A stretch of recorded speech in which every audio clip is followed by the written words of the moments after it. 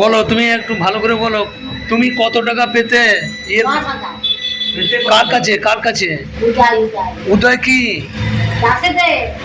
ওই গোগলে দাসের ছেলে? কি জন্য নিয়েছিল? তুমি যে ঘর পেয়েছো সেই? আচ্ছা, 10,000 টাকা তোমার কাছে নিয়েছিল ঘর করে দেওয়ার সময়। আচ্ছা, তারপর? তোমার দাদা তো মরে গেল। হ্যাঁ, আমি সেই পাইনি। হ্যাঁ। কত বছর আগে? অনেক দিনকার আগে।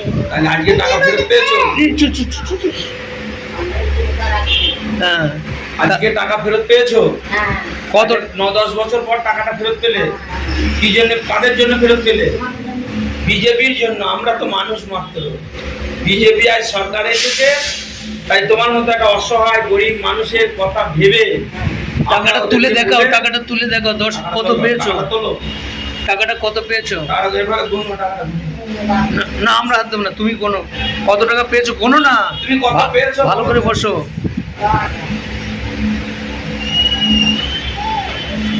তাহলে টাকা নিয়েছিল 10,000, তোমাকে 9,000 ফেরত দিল।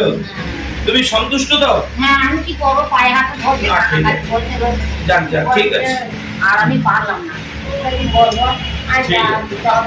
কখন দিল? তোমার বাড়িতে এসে দিল? বাড়িতে? আমি পার্টিতে আসিনি, বাড়িতে আমি ব্যাংকে থেকে বাড়ি গেলাম। আচ্ছা, বাড়িতে দোকানদার বলে বলছি আর তখন বাড়ি আমি বললাম যে তাকে কেন যাবে আমার কাছে এই ছিল। বস না এখানে। এই, যাবি পার্টিতে? হ্যাঁ। পার্টিতে যেতে পারে আমি ওদের সঙ্গে যাবো, ওইখানে তারপরে আর যাচ্ছি না গো, হ্যাঁ। তুমি এটা নিয়ে সন্তুষ্ট হও আর আমি দিতে পারবো। আমাকে বলছিল 8,000 দেবো, আমার না 10,000 করে দাও না। 1,000 কম দিয়েছি। তুমি খুশি তো?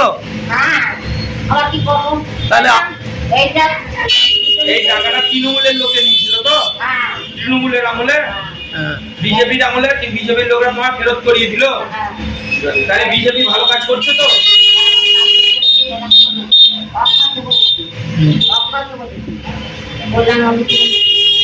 হ্যাঁ, তারপরে ওই মনে গেল হ্যাঁ, আচ্ছা।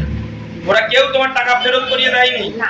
অপমান করে তাড়িয়ে দিয়েছিল। হ্যাঁ, আর আমরা বিজেপির লোক ভালোবেসে তোমার টাকাটা ফেরত করিয়ে দিলাম। হ্যাঁ, সন্তুষ্ট থাকো, সবাই আনন্দে থাকো। হ্যাঁ, সব টাকাটা ঠিক গুছিয়ে নিয়েছো তো? হ্যাঁ, গুছিয়ে নাও, গুছিয়ে নাও। গুছিয়ে ব্যাগে ভরে নাও। বিজেপি এসেছে, সবাই ভয় মুক্ত থাকবে, হ্যাঁ। শান্তিতে থাকবে, কোনো ভয় নাই।